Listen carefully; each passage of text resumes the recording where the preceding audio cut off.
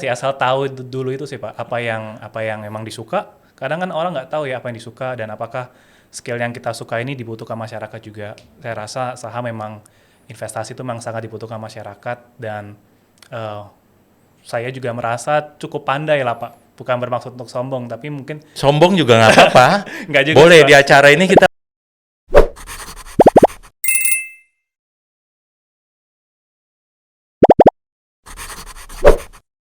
Halo Sobat Kisi, ketemu lagi di acara Kisi Talk, bincang-bincang seputar investasi, pasar modal, saham. Kira-kira seperti itu dan hari ini kita akan kedatangan tamu seorang investor, kadang-kadang trading juga seperti itu, dan juga seorang trainer, Kefas Evander. Thank you Pak. Selamat datang di acara Kisi Talk. Yes, thank you Kefas, for the invitation.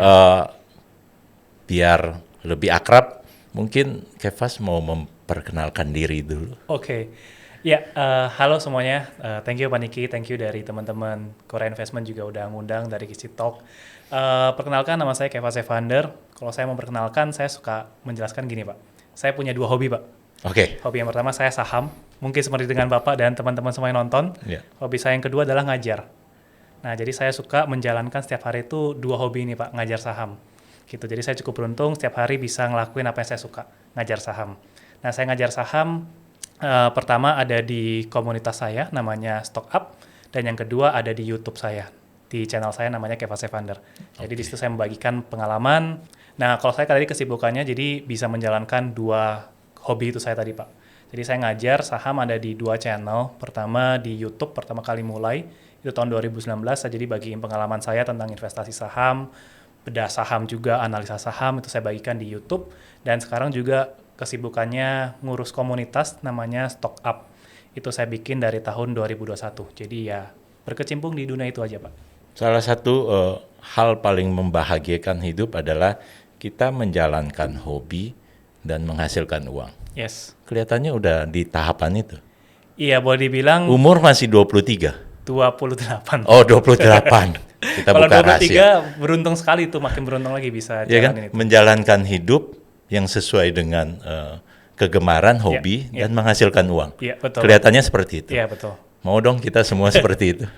Pasti bisa sih asal tahu dulu itu sih Pak, apa yang memang disuka. Kadang kan orang nggak tahu ya apa yang disuka dan apakah skill yang kita suka ini dibutuhkan masyarakat juga. Saya rasa saham memang investasi itu memang sangat dibutuhkan masyarakat dan saya juga merasa cukup pandai lah Pak. Bukan bermaksud untuk sombong, tapi mungkin Sombong juga nggak apa-apa.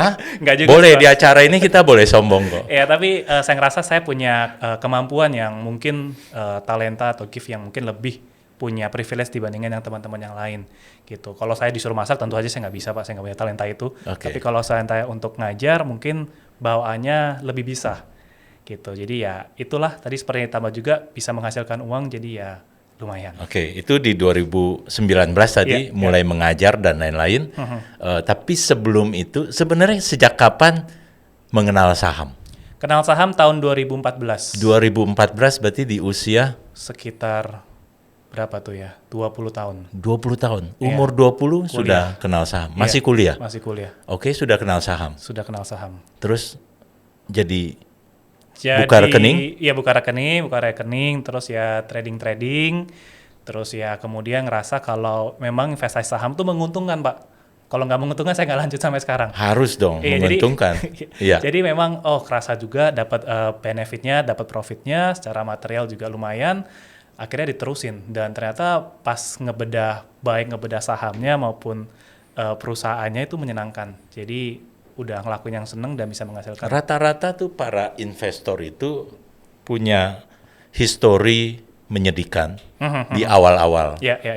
Ini seorang Kefas apakah hidupnya happy terus dari awal Enggak lah. sejak umur 20 tadi begitu mulai berkecimpung di saham? Enggak sih Pak. Jadi 2014 memang mungkin awalnya cukup beruntung lagi, happy juga. Happy melulu hidupnya ya?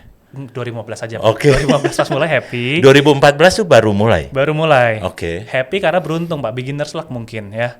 Kayak 2014 tuh kan market lagi bullish banget. Mungkin karena presiden efek pergantian presiden. Ya. Jadi waktu itu market bullish lah. Jadi saya rasanya kok beli saham cukup gampang. Gitu, apa aja kok Jadi hijau, duit. jadi Apa duit. aja jadi duit. Iya nggak mungkin, saya juga lupa sih detail-detail sahamnya, tapi Iya. rata-rata mayoritas untung lah Pak. Gitu. Dulu nggak ngerti money management, jadi langsung punya uang cemplungin, kok untung lumayan. Iya. Gitu. Nah tapi 2015 itu market koreksi lumayan, mungkin waktu itu dulu bilangnya pada mini krisis gitu 2015. Iya. Dan kok nyari uang di market susah ya Pak ya. Gitu. Kok beli saham apa kok malah merah, beli apa minus gitu pokoknya. Boncos. Boncos. Rugi. 2014 untung, 2015 2015 rugi. rugi. Habis untungnya? Saya nggak ingat pastinya, karena Oh. waktu itu mungkin jumlah modal yang di top up belum terlalu banyak. Itu kan masih kuliah kan Pak. Tapi saya ngerasa kok duit saya malah berkurang. Ke saham tuh saya rasa duit saya kurang. Oke. Gitu. Malah nggak perform. Akhirnya 2015 tuh saya belajar forex Pak. Pindah haluan? Pindah haluan. Karena dulu kan mungkin mindsetnya masih trading. Jadi pas pindah forex tuh tujuannya adalah mau market naik atau turun bisa untung Pak. Dua sisi. Iya dari sisi bisa buy or long gitu Ya, kan. enaknya begitu. Long or short Ya. gitu. Nah, jadi ya daripada saham, kalau saham kan harus beli supaya untung. Iya. Gitu. Kita nggak bisa nge-short tuh retail. Ya udah akhirnya pindah haluan ke forex. Ya. Gitu. Saham ditinggal. Saham nggak ditinggal untungnya. Oh, nggak Nah, ditinggal. jadi pas mau belajar lagi, saya pikir saham pas saya belajar kayak Warren Buffett, terus tokoh-tokoh investor yang legendaris kok bilangnya investasi saham itu buat jangka panjang. Dulu kan saya mindsetnya pingin duit cepet aja lah buat trading gitu. Ya. Tapi pas saya pelajarin, beli saham itu beli perusahaan, lihat story growth kedepannya seperti apa segala macam. Jadi pada waktu itu 2015 pas saat di titik lagi yang nggak make money di market, belajarlah fundamental. Jadi beli saham karena lihat perusahaannya apa, bagus, valuasi. Kayak dulu kan beli nggak pernah lihat valuasi Pak, PE, PB nggak ngerti apa gitu kan. Oke. Tapi begitu tahu, pilih saham yang under value seperti ini ya gitu, value investing tuh pada waktu itu kan. Ya udah akhirnya saya beli, tapi ya udah saya beli cuma buy and hold gitu Pak. Nah ternyata selang berapa lama, kurang lebih mungkin 90 sampai 1 tahun, dilihat yang trading saya di forex nggak make money malah Pak. Oke. Jadi udah capek trading, harus liatin market tiap hari, terus apalagi kan forex itu kan bisa sampai malam Pak. Iya. Iya kan? Bisa 24 jam. 24 jam, bahkan ramenya pas malam lagi, pas jam bursa US gitu kan. Jadi Oke. kayak kalau nunggu momentum pasti pingin tradingnya malam. Malah rasanya jadi nggak sehat gitu, tiap hari liatin market terus, yang ditinggal investasinya lebih menguntungkan, jauh. Jadi dari situ saya mikir, oh iya ternyata emang investasi itu lebih enak, beli perusahaan yang tahu, kamu yakin, buy and hold and profit gitu. Oke, jadi akhirnya mulailah beralih menjadi investor. Mulai beralih jadi investor. Hanya investasi sejak saat itu. Tahun 2017. Tahun 2015-16an itu. Oh, 15-16 itu Iya. mulai beralih menjadi investor. Iya. Oke. Tapi saya tidak meninggalkan trading gitu Pak. Jadi kadang-kadang pun kalau saya ngelihat ada peluang di short term ya mungkin saya juga bisa ambil gitu. Tapi saya nggak lihat ke teknikalnya. Tapi mungkin lebih lihat ke ya ada corporate action apa, atau ada story apa yang membuat saham ini punya momentum yang bagus. Jadi kalau tema kita episode ini adalah investor versus trader, ya kita rubah sedikit investor dan trader, Ya, investasi dan trading, Yes. ya seperti itu. Karena sebenarnya itu masih bisa dilakukan, Menurut saya bisa. bisa dilakukan. Tadi kalau investasi untuk jangka panjang, memang satu akun itu disimpan untuk jangka panjang tuh berapa lama untuk seorang Kevas? Kalau jangka panjang saya, kalau sampai saat ini itu saya bisa hold paling lama sampai saat ini mungkin bisa sekitar 3 tahun lebih. 3 tahun lebih. Itu yang saham yang memang kayaknya memang udah di hold forever lah Pak, gitu. Nah, Kalau tapi 3 tahun nggak naik juga, nah itu dia makanya Pak. Kalau sekarang mungkin karena kebetulan pada yang saya bilang 3 tahun itu mungkin memang sahamnya saya cukup yakin bisa bertumbuh karena sektor perbankan juga. naik terus Jadi semuanya. iya, jadi ya saya yakin secara jangka panjang. Tapi kalau saya milih berdasarkan fundamental untuk investasi, saya tetap memperhatikan story-nya Pak. Karena pasti waktu kita mau beli saham, baik itu under value atau yang growth-nya bagus, saya punya story atau alasan kenapa saya beli saham itu Pak. Nah itu yang saya harus perhatikan, apakah story-nya ini masih tercermin nggak di perusahaan ini. Pun kalau story itu misalnya tercapainya di tahun kedua, Iya. apakah artinya kita akan jual itu? Kalau mencapai target harga, iya saya jual. Oke. Atau kalau sudah ketinggian lebih cepat juga saya mungkin bisa jual. Atau kalau tidak mencapai di tahun ketiga, Tidak. masih ditunggu nggak di tahun keempat, kelima, walaupun mungkin tadi Kalau belum story-nya memang masih align, saya bisa hold. Pak. bisa hold. Bisa hold. Jadi memungkinkan untuk hold sampai nanti punya cucu pertama? Memungkinkan karena sebenarnya setelah saya berpikir mendalami investasi dengan teknik fundamental, menurut saya goal saya Pak itu adalah mengembangkan portofolio yang fokusnya di dividen. Oke. Jadi karena kalau ya kita pingin tujuannya apa sih kan kalau saya pribadi mungkin pingin bebas keuangan gitu, pingin punya passive income. Iya. Salah satu benefit kita investasi saham kan adanya dividen itu Pak. Itu yang Oke. bisa membuat kita bisa passive income lah ibaratnya. So my goal adalah membangun portofolio yang dividennya saja bisa memenuhi kebutuhan Jadi saya. financial freedom-nya itu adalah dari dividen. Dari dividen. Karena kalau capital gain itu kan bisa naik bisa turun. Iya. Begitu naik dijual kita udah nggak punya aset Pak. Ya kan bukan saham lagi bentuk asetnya cash. Gitu kan sayang. Jadi sebenarnya my ultimate goal adalah membangun portofolio yang base dari dividen aja udah cukup. Oke, menarik ya. Gitu. Tapi karena saya masih fasenya di fase mengumpulkan aset, Iya. jadi kalau memang ada saham yang saya beli karena story murah segala macam, begitu mencapai target harga ya saya bisa jual Pak. Karena saya masih accumulating aset Oke. gitu. Ada target nggak accumulating aset itu di satu titik atau di satu mungkin angka atau apa?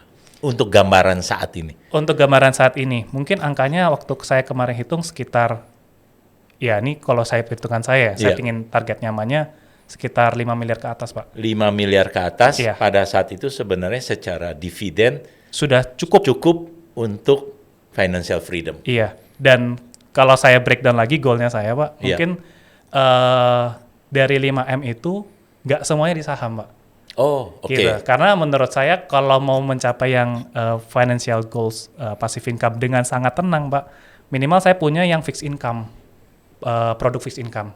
Contohnya obligasi atau RDP, mungkin nggak RDPT juga sih, obligasi lah. Obligasi. Yang memang fix, tidak ada ya perubahan. Kalau Oke. dividen kan masih bisa berubah Pak. Sekalian dah kita kejar dengan pertanyaan berapa sih persentase 5M itu dibagi antara saham dan yang fixed income? Kalau Sudah ada rumusnya kelihatannya. ada Harus rumusnya. ada pasti. Iya, Oke. ada. Ya jadi kalau hitungan saya terakhir, saya lupa pastinya berapa karena Oke. nggak mungkin pas bulat, tapi kurang lebih sekitar 2M itu saya mau Kasih kisi-kisi aja. sekitar 2M Heeh. itu untuk yang buat fixed income. 2M Karena untuk fixed income. Itu mengejar target per bulan itu bisa 10 juta per bulan. Oke. Itu kayaknya mungkin 30 tahun lagi 10 juta nggak relevan Pak. Iya. Ya kan, tapi minimal saya bisa amanin itu dulu. Oke. Target. Nah makanya ada sisa lagi mungkin sekitar 50-60% yang di saham. Yang dividen yield-nya bisa lebih besar daripada obligasi, Iya. tapi sebenarnya masih punya resiko dia naik turun. Oke. Gitu. Sedangkan yang fix ini kalau bisa diamanin dulu Oke. supaya lebih tenang. Luar biasa. 40% di instrumen yang fixed income, Ya. 60% di equity. Ya itu goal saya ya Pak. Saham. Saham. Ya, goalnya Apakah kita saya boleh- mencapai? Belum. Kita boleh copas kan? Boleh. Goalnya ini di sharing Boleh, gratis boleh. kan? Iya. Boleh kan? Boleh dong, Pak. Oke, masalah mencapai atau belum, kita semua sama-sama berjuang ke sana. Tapi Betul. kita dapat tips bahwa 5M sebenarnya sudah cukup dengan komposisi tadi untuk kita declare bahwa gue udah financial freedom. Tapi baik-baik lagi itu tergantung target biaya bulanan hidup per orang ya Pak ya. Ya, Ya tadi saya bilang kalau saya menargetkan 10 juta passive income, itu berarti kan fixed income, instrumen fixed income-nya harus sekitar 2M-an. ya. Tapi kalau orang tidak menargetkan harus punya 10 juta ya berarti targetnya bisa Lebih rendah. rendah. Atau yang mau lebih banyak, tinggi, ya bisa lebih tinggi lebih juga. tinggi. Oke, Gitu. apapun kita terus menimbun aset kita, ya kan, sampai nanti mencapai 5M, ya mulai dari 100 juta, 200 juta, tapi itu adalah filosofi dari seorang Kefas terhadap financial freedom Yap. atau target kedepannya Target seperti ke depan, tadi. betul. Ada angka, ada komposisi, dan ada jenis instrumen investasi yang harus dilakukan. Luar biasa. Oke, kita sudah bicara konteks investasi tadi. Ya, saya rasa kata kuncinya menimbun itu ya. Ya menimbunnya Iya, yang menimbun. yang positif ini, Iya. bukan yang urusan dengan menimbun. Mengumpulkan aset, ya, Iya. memupuk aset Memupuk pelan-pelan, aset. ya supaya asetnya ini yang bisa make money ke depannya. Oke, Gitu. termasuk tadi kan disampaikan bahwa selain berinvestasi juga melakukan kegiatan trading. Ya, ya. Trading itu juga dalam rangka untuk Mengumpulkan aset. mengumpulkan aset. Ya. Sama seperti kita, kalau saya tidak trading, tapi saya masih karyawan, saya nggak bernasib sebaik Kefas bisa punya waktu lebih banyak untuk ngajar dan lain-lain. Saya masih kerja, ya hasil dari gaji saya atau honor saya sisihkan untuk saya invest. Ya, ya. Sampai saya juga punya cita-cita jadi dapat 5M juga nih. Iya. Saya hari ini, nanti malam saya tulis di buku harian saya bahwa saya harus punya uang 5M juga satu saat nanti. Amin, Pak. Oke. Pastilah, Bapak. Pasti. Belum. Tadi balik lagi ke soal trading. Ada pertimbangan karena dalam prakteknya memang ada orang yang fokus hanya di investasi, ada juga yang fokus hanya di trading. Atau misalnya Kefas bisa melakukan kedua itu. Trading dalam konteks seperti apa? Oke, kalau saya sebenarnya di bidangnya menganggap diri saya fundamentalis, Pak. Jadi apapun keputusannya, baik itu ada jangka waktu yang lama atau jangka waktu yang singkat untuk membeli suatu saham, saya keputusannya based on faktor fundamental. Nah, jadi saya kalaupun trading jarang sekali melihat, mungkin hampir nggak pernah melihat dari segi teknikalnya. Misalnya itu buy on weakness atau break on resistance. Saya paham, saya pelajarin juga karena dulu, tapi saya nggak ngelakuin itu, Pak. Nah, jadi misalnya kalau saya mau trading yang jangka waktunya singkat, jadi saya sekarang ini lebih banyak ke ngeliatin corporate action.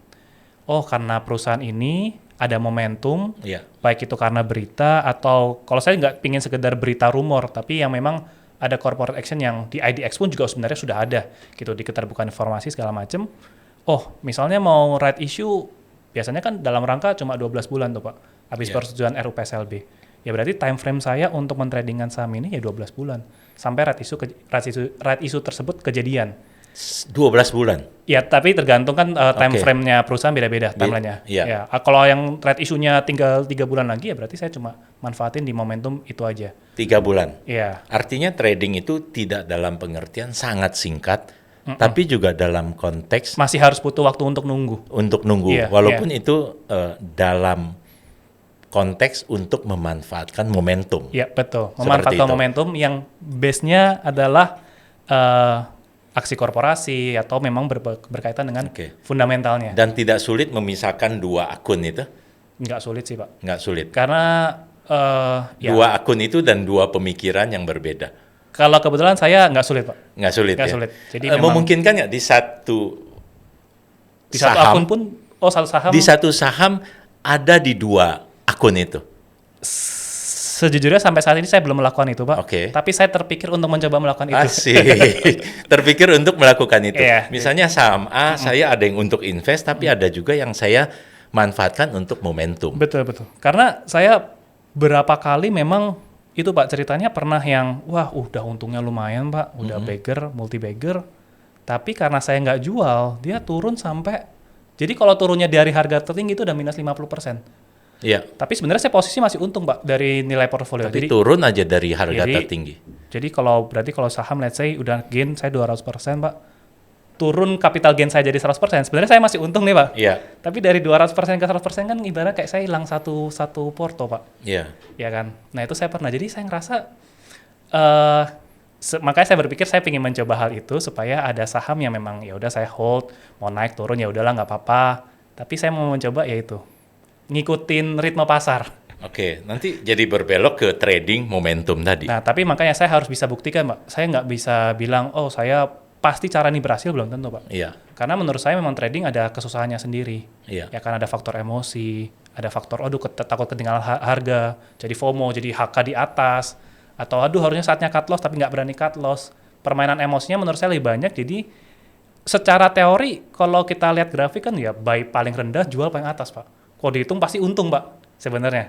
Gampang, tapi kan itu kan karena kita ngeliatnya ke belakang. Iya. Ngeliat ke depan kan nggak tahu, Pak, turning point-nya di harga berapa dan segala macam. Jadi ya, saya belum bisa bilang saya expert dan berhasil ngelakuin itu, enggak. Karena pada waktu saya ngejalanin forex pun kan saya juga nggak berhasil.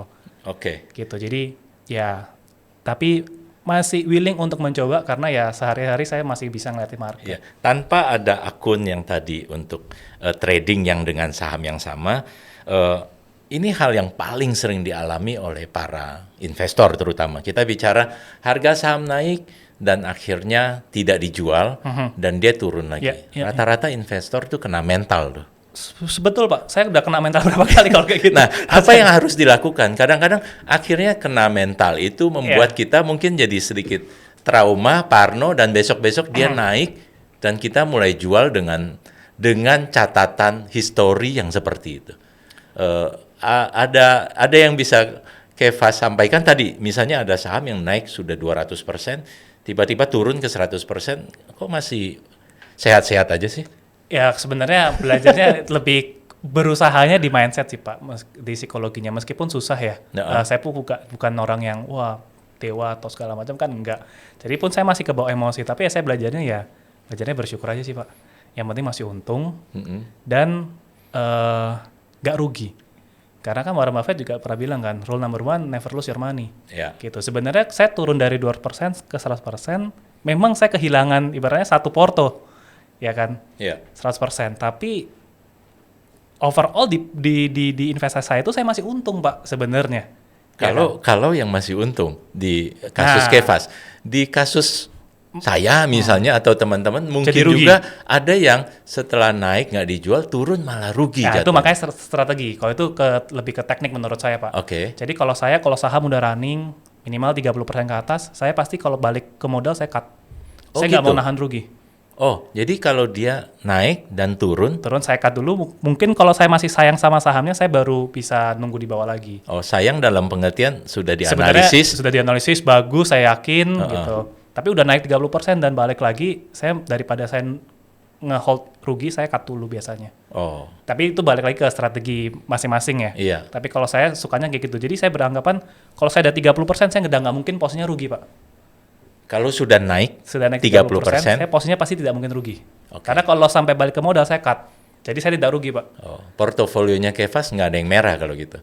Karena sudah di-cut kalau ada yang... Tapi kalau belum naik masih minus. Iya. Saya masih mau koleksi. Oh, Jadi bukan berarti tidak mungkin ada yang merah. Jadi strateginya banyak ya. Sebenarnya nggak banyak sih. Nggak banyak ya.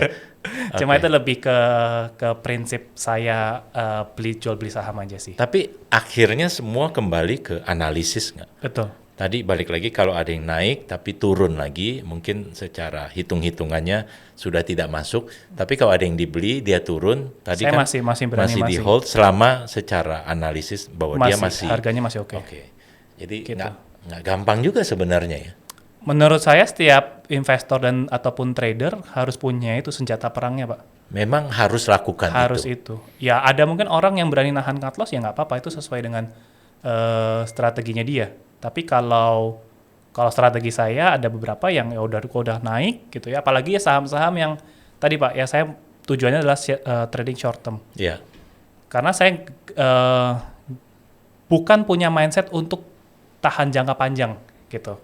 Kalau tahan jangka panjang, pengumpulin aset, yes mungkin saya masih bisa toleransi lah minus segala macam. Karena saya masih percaya sama saham itu. Tapi kalau saham-saham yang masuk ke strategi saya yang lebih high risk dan kemudian lebih volatil dan lebih buat short term, yaitu tadi kalau udah naik saya pasti batasi kerugian.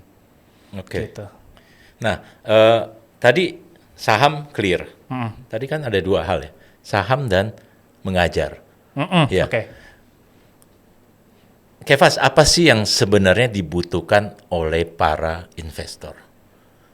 Yang dibutuhkan? Artinya yang diajarin, mungkin saya suka berbelit-belit gitu. Artinya yang diajarin yang Kevas merasa bahwa sebenarnya investor itu butuh ini.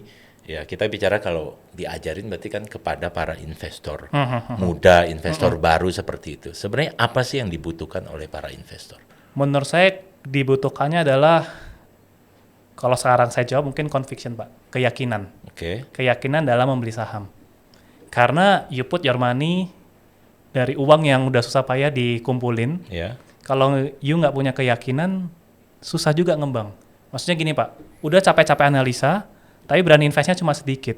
Bener analisanya naik, tapi asetnya nggak ngembang Pak. Kenapa? Karena ya nggak berani put money di saham yang udah dianalisa bener-bener dan yakin bahwa ini saham bagus atau salah harga segala macam. Tapi kalau you punya keyakinan bahwa analisanya benar, maka kita pasti akan willing untuk, kalau Warren Buffett atau Charlie Munger bilang, bet heavily when opportunities come, gitu.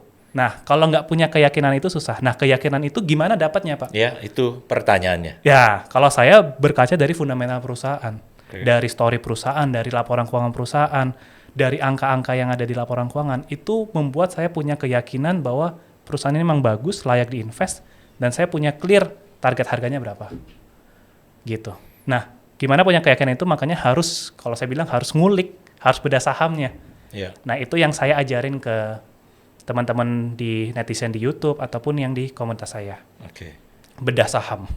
Bedah saham. Menguliti Oke. saham, Pak. Sebelum nanti follow lebih lanjut akunnya Kefas, kasih bocoran kira-kira kalau bicara fundamental secara sederhana, apa aja sih yang harus diperhatikan? Ini kan kita bicara membangun kepercayaan diri. Tadi kan sudah berani habis-habisan beli di 1 atau 2 atau 3 saham dengan keyakinan penuh, tapi tadi setelah dibekali dengan analisis yang benar, ya kan?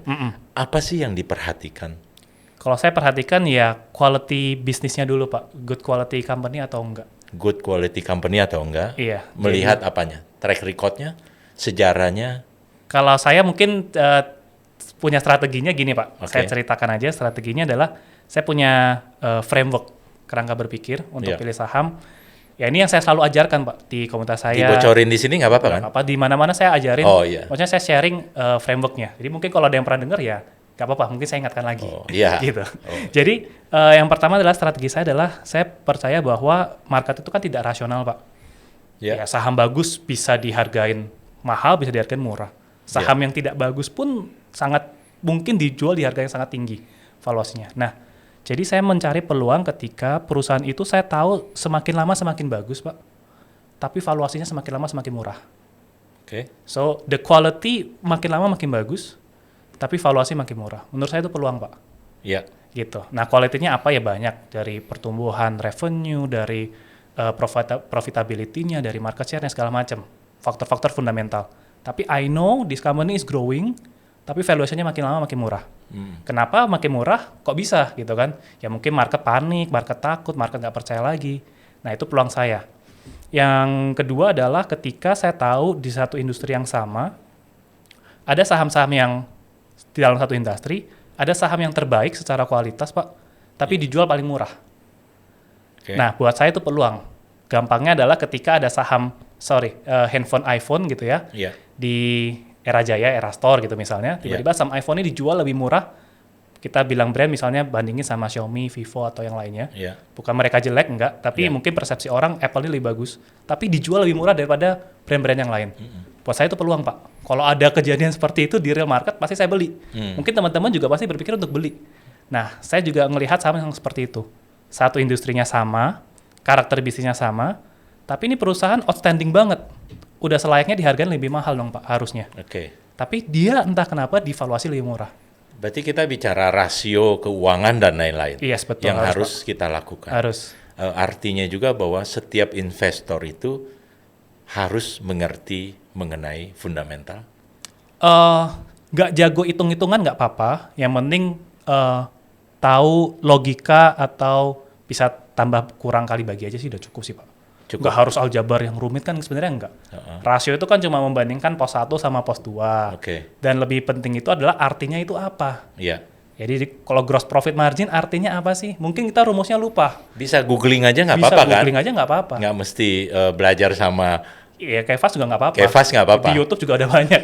Bisa googling, Bisa googling. ya mengerti definisinya atau rasio itu artinya apa, dan hitung-hitungan kan kadang-kadang di Google juga kita bisa dapatkan Betul. PI-nya berapa, PBV-nya Betul. berapa, dan lain-lain. Tapi lebih penting adalah mengerti arti dari rasio itu mau ceritain apa, Pak. Oke, Ya misalnya net profit margin itu sebenarnya menceritakan apa sih? ya, Gitu. Misalnya Pak, ini mungkin studi kasus ketika secara urutan kan harusnya operating profit margin, Pak.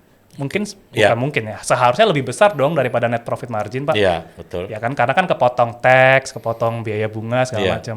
Tapi tiba-tiba ada perusahaan yang net profit marginnya ini lebih besar Pak dari operating profit marginnya. Oke. Berarti kan ada sesuatu nih di Iya. setelah operasi. Iya. Oh mungkin keuntungan lain-lain Pak. Oh dia jual aset, dianggapnya keuntungan lain-lain, jadi net profitnya bengkak. Iya. Kelihatannya net profitnya tinggi, tapi secara rasio mengatakan, loh OPM-nya aja lebih rendah gitu. Nah, jadi mungkin kita nggak jago hitung-hitungan itu apa tadi OPM, NPM segala macam, Iya. tapi harus tahu arti di balik setiap rasio itu mau ceritain apa. Nah itu yang saya ajarin Pak. Nah ajarinnya mungkin kalau ngomong begini pasti orang akan susah nangkep, makanya harus studi kasus. Biasanya case by case, oh kalau kayak gini gimana, kalau studi yang kayak gini gimana. Nah itu yang pingin saya sharing ke teman-teman gitu. Oke. Kita bicara kalau alirannya seorang Kefas itu adalah lebih ke fundamental kan. Ya. Tadi ada kelas yang dibuka sudah ngajar sejak 2019.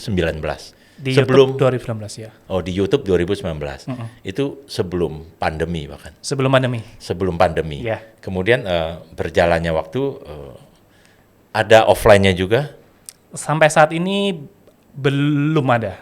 Jadi sifatnya masih online. Ya. Tapi interaksi dilakukan. Ada interaksi yang dilakukan. Gitu. Ekspektasi daripada para peserta member itu apakah memang dari awal ya dia konteksnya untuk investasi dan mereka perlu mempelajari seperti itu. Nah, kalau ekspektasi yang saya harapkan dulu ya Pak ya, mungkin ya. Malah dari sayanya ekspektasi dari pengajarnya dulu nih. Ekspektasi dari pengajarnya adalah pingin investor tuh bisa mandiri Pak, bisa nganalisa sendiri. Karena di komunitas yang saya bikin mungkin sangat berbeda dari komunitas yang lain. Saya nggak pernah kasih stock pick Pak. Gitu. Jadi kalau mungkin di tempat lain ada servis memberikan stock pick pilihan investasi. Oh di Kefas nggak ada? Nggak ada Pak. Jadi nggak bakal ngepom-pom saham nih? Tidak akan ngepom saham kecuali. Oh ada kecualinya? Ada kecualinya Pak. Saya menceritakan apa yang saya lakukan. Jadi contoh misal saya lagi analisa saham A dan keputusannya saya adalah beli. Ya saya ceritain itu aja Pak. Gitu. Kenapa saya beli saham A? Karena analisanya gini. Ada juga kadang Pak saya bedah saham dalam Pak, nggak saya beli. Tapi saya ceritain analisanya gini. Dan alasan kenapa saya tidak beli adalah seperti ini. Gitu. Jadi bisa ada tidak dibeli karena ternyata sebenarnya perusahaannya tidak bagus. Ada yang tidak dibeli karena harganya belum cocok, mungkin kita nunggu lebih murah. Jadi saya menceritakan apa yang saya lakukan. Bukan sekedar, saya bilang saham, let's say saham Bank A bagus gitu. Tapi saya nggak beli, tapi saya suruh orang lain beli. Member itu rata-rata bisa ngikutin. Harus, tadi katakan harus untuk mulai menganalisis sendiri. Membernya ada ibu rumah tangga? Ada. Ada yang udah punya anak juga ada. Dan mereka bisa hitung-hitungan rasio. Makanya hebat juga harus ibu-ibu ini. Diajarin. Harus diajarin. Harus diajarin. Karena kan tidak semua orang senang analisis. Itu kan capek sebenarnya. Tapi ya itu, memang tidak semua market cocok gitu Pak. Tapi ada yang cocok ya, dia akan semoga senang dengan servis yang saya berikan. Gitu. Sejauh ini ada yang setelah ikut dan ternyata capek nih. Karena mungkin ada sih, menurut saya pasti harus investasi. Padahal kan persepsi sekarang atau persepsi pada umumnya, maafkan kalau saya salah, mungkin saham itu mestinya dalam konteks yang bisa mendapatkan uang cepat. Menurut saya itu agak ya itu mungkin keinginan semua orang mendapatkan keuntungan cepat. Saya pun juga pingin Pak. Kalau ditanya kan pingin. Tapi adalah bisa bertahan seberapa lama kamu bisa dapetin keuntungan itu selalu dengan cepat. Karena kalau biasanya cepat untung bisa cepat rugi juga kemungkinan besar. Hukum alamnya gitu ya? Iya, biasanya seperti itu. Makin tinggi return akan diimbangi dengan potensi risk yang juga makin tinggi gitu. Nah, untung cepat pingin nggak? Pingin Pak, saya juga pingin gitu. Tapi kalau fondasinya nggak benar, ketika nanti salah, bubar. Nggak berani lagi, trauma segala macam. Tapi kalau fondasinya benar, menurut saya, ya kalau gagal ya nggak apa-apa. Nanti bisa cari uang lagi di kesempatan yang lainnya. Menurut saya sih gitu sih Pak. Tadi entah menjadi investor atau tadi juga trader. Dan sekarang kan yang lagi ngehits itu adalah scalper. Scalper. Iya kan, Iya, scalper iya. seperti Iya, itu. iya. Scalper juga kan tujuannya untuk dapat uang. Ya saya tahu hasil scalpingnya itu dia belikan saham untuk invest. Bisa juga. Boleh-boleh aja kan, Boleh aja. sah-sah aja Sah seperti aja. itu. Sah. Nah, kalau dalam konteks untuk yang scalping seperti itu, Kevas Eh, menurut saya itu pernah lakukan scalping? pernah mencoba, pernah. Oh. Pernah, jadi Cuan? beli langsung.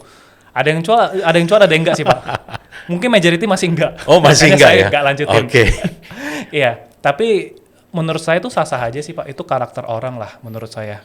Kalau saya selalu bilang, saya pernah bikin juga video di YouTube. Menurut saya, ya kalau misalnya analoginya adalah pertarungan UFC, Pak. Ya. Mungkin tahu ya, Pak ya, pertarungan Oke, UFC. iya. Orang itu kan boleh hantam-hantaman pakai karate, pakai jujutsu, Iya. pakai boxing, bebas. Yang jadi juaranya pun juga kadang-kadang berubah-berubah, Pak. Ada yang pakai karate, ada yang boxing, mau Muay Thai pun juga ada yang pernah Iya. jadi juara. Nah, sama sih menurut saya kalau di market ya, mau pakai gaya apapun nggak masalah sih. Kalau memang itu cocok dengan karakternya. Selamat cuan. Saya nggak terlalu senang dengan selamat cuan. Oh, jangan. Oke. Karena kalau cuan berarti kan ya segala cara. Tapi makanya itu saya Oke. penting harus tahu fondasinya, alasannya kenapa bisa cuan gitu. Kalau memang alasannya bisa cuan karena sistemnya bagus, ya lanjutin Oke. gitu. Tapi karena cuan tapi nggak tahu sebenarnya ini sebenarnya sistem yang bagus atau tidak gitu kan. Wah ini yang penting cuan sekarang. Besok dicoba lagi gagal, quit. Iya. Itu kan yang nggak diharapin orang. Ya benar, yang penting cuan sekali tapi besoknya nggak cuan gimana? Oke. Yang penting sistemnya. Yang penting menurut saya Iya kan? sistemnya dan fondasinya itu. Mau pakai fondasi buat scalping ya, you have the trading plan, punya strateginya. Oke. Gitu. Jadi apapun sah-sah aja. Menurut saya sah-sah Jadi aja. tadi balik lagi investor dan trader dan scalper semuanya sah-sah aja dilakukan. Sah-sah aja, balik lagi kalau saya tergantung karakter pribadi, profil resiko, ya dan ya siap nggak ngejalanin hal itu gitu. Misal kalau investasi ya harus, ya mau nggak mau harus paham fundamental segala macam. Oke. Kalau scalping ya harus siap dengan konektivitas yang bagus, ya kan mungkin dengan tools komputer yang canggih juga, yang cepat gitu, jangan sampai nge-lag kan udah ketinggalan tuh harganya mungkin. Iya. Ada waktu untuk memonitor saham market setiap hari. Ya kalau nggak punya itu, misalnya bekerja kantoran mau scalper, ya mungkin menurut saya susah Pak. Lagi mau beli, belum dijual, tiba-tiba dipanggil bos, gimana? Ya kan? Tapi Iya. kalau memang karakter pekerjaannya memang memungkinkan untuk melakukan itu, ya why not sih? Jadi untuk investor muda, investor baru, apapun oke, Apapun oke. selama tahu konsekuensinya. Tahu konsekuensinya. Ya konsekuensi dalam pengertian bukan soal untung rugi Iya, doang, iya. tapi konsekuensi waktu, konsekuensi mental, Yap, seperti itu. yap. Nah, tapi kalau saya kenapa pakai fundamental ya karena saya selalu bilangnya gini Pak, ya lihat aja yang paling sukses siapa sih? Oh, siapa tuh? Warren Buffett. Kalau nggak Warren Buffett atau yang punya bisnis, udah. Gitu. Jadi if you want to be the top, ya saya sih belajarnya dari yang paling sukses aja Pak. Jadi kalau kita nggak bisa punya bisnis sendiri, bukan dari orang tua yang bisa wariskan kita perusahaan, ya kita belilah saham publik gitu lah ya. Paling Dan nggak, itu works. Warren Buffett aja works Pak. ya. Gitu. Kalau selain Warren Buffett, orang suka kadang-kadang agak antipati karena Warren Buffett duitnya udah banyak gitu loh. Kalau itu jadi contoh. Ada nggak, Kevas punya gambaran misalnya bahwa it works di luar Warren Buffett? Ya, kalau misalnya sebenarnya saya paling suka Peter Lynch. Oke. Peter Lynch, CAGR-nya kalau nggak salah 29% ya. One of the yang paling tinggi pada zamannya dia. Iya. Manage Magellan Fund. Nah, biasanya kita tinggal hitung-hitungan kalau punya 29% compounding aja itu kan sudah nilai yang sangat bagus kan Pak. Ya. Gitu. 100 juta aja modal pertama. Consistently 29% per tahun, berarti 72 bagi 29 berapa tuh? Mungkin sekitar 4 tahunan, 3-4 tahun, 4 Udah tahun. 2 kali Udah lipat. 2 kali lipat. 2 kali lipat. Itu kan sebenarnya hal yang sangat Luar biasa, Luar biasa. udah, betul. sangat luar biasa Iya. gitu. Dan yang bisa consistently seperti itu, kalau saya ngeliat kebanyakan kok investor yang lebih ke long term, yang lebih ke fundamentalis. Bisa nggak seorang trader lipatin 100% dalam 1 bulan? Bisa Pak. Iya. Tapi konsistennya itu kan yang Oke. dipertanyakan sulit. Konsistensi itu kata Iya. kata kunci nih hari Iya, ini kita. Ya. Iya, Konsisten untuk mendapatkan return seperti itu dan dalam jangka waktu yang panjang. Betul. Tadi mungkin trader, scalper juga bisa lakukan, Bisa, tapi bisa. selama itu konsisten itu Why not? why not? Ya saya kenal juga orang beberapa orang yang memang melakukan hal itu. Dan Saya lihat berhasil. fotonya dia benar-benar berhasil. Saya pun ingin belajar sebenarnya, masih men-challenge diri Trader saya. atau scalper nih? Scalper? Scalper. Yang berhasil, saya punya kenalan yang memang Iya. berhasil. Kalau ditanya saya mau ngelakuin hal itu, saya mau ngelakuin hal itu juga. Ya. Tapi ya saya tetap fokusnya ke fundamental dulu saat ini. Sambil belajar, memahami gimana sih kerangka berpikirnya dia, gimana sih strateginya. Karena kalau nggak paham dan nggak ngelakuin, kita nggak tahu kan, Pak. Iya. Jadi kalau saya selalu bilang, sebenarnya strategi apa sih yang paling baik? Ya lakuin aja semuanya. Coba dulu semuanya, pelajarin supaya dapetin perspektifnya, dapetin pengalamannya, susahnya, enaknya kayak gimana. Gitu. Sampai akhirnya kita bisa menentukan, yaitu baik-baik lagi ke karakter diri sendiri akhirnya, Pak. Gitu. Makanya kalau saya udah bilang, sebenarnya saya investor yang, saya juga bingung sih, Pak. Saya ini konservatif atau agresif. Gitu. Kalau tabungan saya berani agresif, banyak put di saham. Itu agresif. Itu agresif. Karena naruh di saham sebenarnya kita sudah jadi investor agresif. Agresif, betul kan? Iya. Tapi pilihan saham saya kadang agak konservatif. Iya. Gitu. Kok kayaknya kita sama ya? Gitu ya, Pak, ya? Saya jadi curhat juga. Ya. Artinya saya berpikir seperti itu, bahwa dengan kita berinvestasi di saham sebenarnya kita sudah agresif. Tapi kalau pilihan saham kita adalah yang konservatif, sebenarnya kita tidak sangat-sangat agresif. Betul. Karena apalagi kalau kita membeli saham dengan fundamental yang jelas, mungkin pertumbuhannya tidak sekencang yang lain. Tidak tinggi-tinggi banget. Kalau ngelihat teman-teman trader atau scalper, kadang-kadang kita ngiler juga. Tapi oke, kita tahu diri bahwa ya memang itu masalah pilihan. Betul. Balik lagi masalah pilihan, masalah kita punya target seperti apa dan lain-lain. Masalah reward dan risk yang harus kita absorb masing-masing kan. Betul, seperti itu. Betul. Makanya kalau goal saya pun jadi balik ke konservatif sedikit, Pak. Kalau bisa ada yang fixed income. Oke, balik Iya ke kan? yang awal tadi Iya, ya. tapi dalam mengumpulkan aset saya agresif di saham. Oke. Jadi Jadi tadi saya kadang udah juga dicatat bingung sih. banget di awal itu udah kuncinya itu sudah dibuka di awal tadi, kunci untuk itu. Oke, Kefas ada yang mau disampaikan ke teman-teman, terutama mungkin kan kita bicara 1-2 tahun terakhir ini dan persis pada saat Kefas mulai banyak mengajar, kan banyak ketemu nih dengan investor baru, investor muda dan lain-lain. Ada hal yang paling utama yang perlu ditekankan. Kalau teman-teman biasa bicara soal analisis satu hal, fundamental satu hal, tapi masalah psikologi, masalah mental dan lain-lain, bolehlah bocorin 10% dari kelas yang biasa yang disampaikan, ilmu yang biasa disampaikan. Iya. Pesannya, kalau saya sih percaya bahwa investasi itu kerjaan yang sangat santai, Pak. Sebenarnya, tapi sangat menguntungkan. Iya. Kalau dibilang ada resiko, ada, tapi bisa menjadi tidak begitu beresiko. Gitu. Kenapa? Karena ya itu kan resiko muncul karena kita nggak tahu apa-apa. Iya. Tapi kalau kita bisa menguasai skillnya, resikonya ada tapi bisa dikurangin. Jadi menjadi hal yang tidak beresiko. Nah, jadi kalau saya bilang, dulu saya salahnya adalah ketika saya mulai itu terlalu idealis langsung, begitu saya belajar fundamental, Pak, Iya. saya sangat idealis, saya langsung mau jadi full time investor, Pak. Oh, Sangat idealis, karena wah beneran nih untung, tinggal taruh duit doang, naik gitu kan, asal pilih sahamnya bagus, pasti naik lah, gitu, secara jangka panjang. Jadi saya berpikir, udahlah masukin ke saham aja, gitu, jadi investor aja. Tapi saya melupakan bahwa untuk punya passive income yang banyak, dibutuhkan capital yang banyak juga. oke. Ya kan? Iya. That's why saran saya buat teman-teman sih, kalau belum, nggak apa-apa untuk tidak menjadi full-time trader ataupun full-time investor. Sorry, diulang. Tidak apa-apa untuk tidak menjadi full-time investor ataupun Tidak apa-apa untuk tidak menjadi. full-time investor maupun full-time trader. Apakah itu impian? Yes, itu impian. Enak kan, Pak, tinggal tidur dapat duit. Ya, Tapi tidak menjadi itu pun tidak apa-apa. oke, Kenapa? Karena kita untuk mengembangkan itu butuh cash flow yang lain, Pak. oke. Ya kan, butuh cash flow untuk naruh invest. Makanya mungkin ada yang masih kerja di korporat, ya nggak masalah. Jadi employee, tapi duitnya buat invest. Tidak masalah, jadi punya bisnis kan juga menyenangkan. Ya kan, bangun bisnis, segala macam. Ujung-ujungnya diinvest lagi. Mau jadi self-employed juga tidak apa-apa. Asal duitnya, kalau menurut saya, diinvest lagi. Karena Oke. investasi ini, if you know the skill, ya analisa sekali, terus udah beli dan tinggal. Kan biasa gitu, Pak.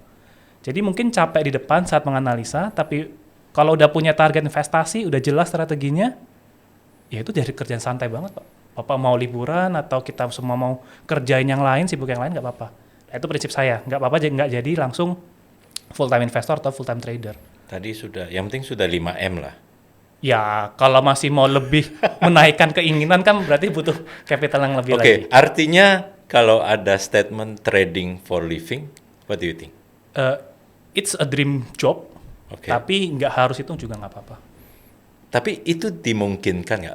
Kalau dimungkinkan pasti Oh, dimungkinkan. pasti mungkin. Tapi kalau seseorang di tahapan awal, ada kasus seperti ini pada saat pandemi kemarin PHK terjadi dan ada sebagian orang berpikir bahwa oke, gue kena PHK, pesangon gue akan gue jadikan modal untuk gue trading for living. Ya. Semua memungkinkan, tapi kalau saya tadi makanya saya bingung juga agresif atau konservatif Pak. Iya. Kalau saya pingin aman dulu. Oke. Tapi untuk seorang Kefas tidak akan lakukan itu. Bisa melakukan itu. Kalau tadi angka-angkanya udah kecapai semuanya. Oh enggak, kita bicara dia belum tercapai. Orang dapat pesangon doang, pesangon dan dia nekat untuk menjadi trader. Nggak ada yang salah dengan trader, tapi konsep bahwa oke, gue trading for living seolah-olah dia bisa live dari hasil tradingnya. Kalau memang konsisten works ya bisa, tapi kalau saya lebih enak, keyakinan saya adalah invest tinggal tidur, tapi you masih bisa cash flow yang lain. Ya. Kan enak. Oke, jadi sekali lagi saham itu agresif. Kita tahu bahwa dalam tahapan atau dalam stratanya investasi, saham adalah salah satu yang paling atas. Yep. Di atasnya derivatif seperti itu. Jadi sebenarnya itu sudah agresif atau sangat agresif, tapi mestinya kita bisa men-treat turunannya dalam konteks yang lebih konservatif. Betul. Menganalisis dengan hati-hati, melihat semua faktor yang harus diperhatikan, jadi mengurangi keagresifan daripada si instrumen dengan melakukan hal-hal secara benar, termasuk juga tujuannya, time frame-nya, dan hal-hal yang dilakukan, plus masalah mental. Oke, terakhir deh, soal mental dong. Ada tips khusus untuk mental? Ini yang paling penting nih. Iya, kalau mental sih, saya pun juga masih terus belajar ya Pak ya. Yeah. Nggak yang paling jago juga, tapi ya memang benar sih. Mental atau psikologi itu yang paling nomor satu lah menurut saya. Ya, apa ya tipsnya ya? Jangan terlalu sering FOMO lah. Jangan terlalu sering FOMO, dan supaya nggak FOMO adalah belajar percaya sama analisa sendiri. Dan ya belajar bersyukur sih. Oh, belajar analisis dan belajar bersyukur. Ya, kenapa? Kalau misalnya gini ya Pak, misalnya kalau saya mengandaikan ya, saya hidup di zaman tidak ada sosial media, mungkin saya udah seneng gitu dengan pencapaian aset saya naik sekian persen. Ya. Tapi ketika hidup bersosial media, oh tahu nih si A Pak, pamer barusan untungnya 50% beggar. Itu kan men-trigger saya, kayaknya skill gue nggak jago-jago amat. Kok enak ya dia bisa cuan banyak gitu. Ya kan? Makanya yang itu yang membuat kadang, wah gridnya kita mulai muncul. Pikiran-pikiran yang tidak rasional dalam analisa mulai muncul. Jadi ya belajar bersyukur bahwa kalau saya bilang saya menjadi investor yang berhasil adalah ketika aset saya growing. Itu menurut saya udah sangat bagus. Apalagi kalau grow-nya memang bisa di atas rata-rata beat the market, itu menurut saya udah sangat bagus. Even you tidak beat the market dalam 1 tahun, tapi aset kamu masih grow, menurut saya itu juga udah bagus Pak. Bersyukur. Jadi kalau udah bersyukur, apapun yang lain rasanya kita bisa kesampingkan. FOMO sekalipun kita bisa abaikan. Yang penting bersyukur. Masih bertumbuh. Dan harusnya bertumbuh kalau analisisnya betul. Kalaupun belum bertumbuh, cuman masalah waktu. Gitu ya? Ya, top. Oke, Kefas, terima kasih. Sobat Kisi, ini adalah Kisi Talk, mungkin episode terakhir. Jadi kita ketemu lagi di Kisi Talk berikutnya. Jangan lupa untuk likes, komen, save, dan subscribe. Sampai ketemu di Kisi Talk berikutnya. Terima kasih.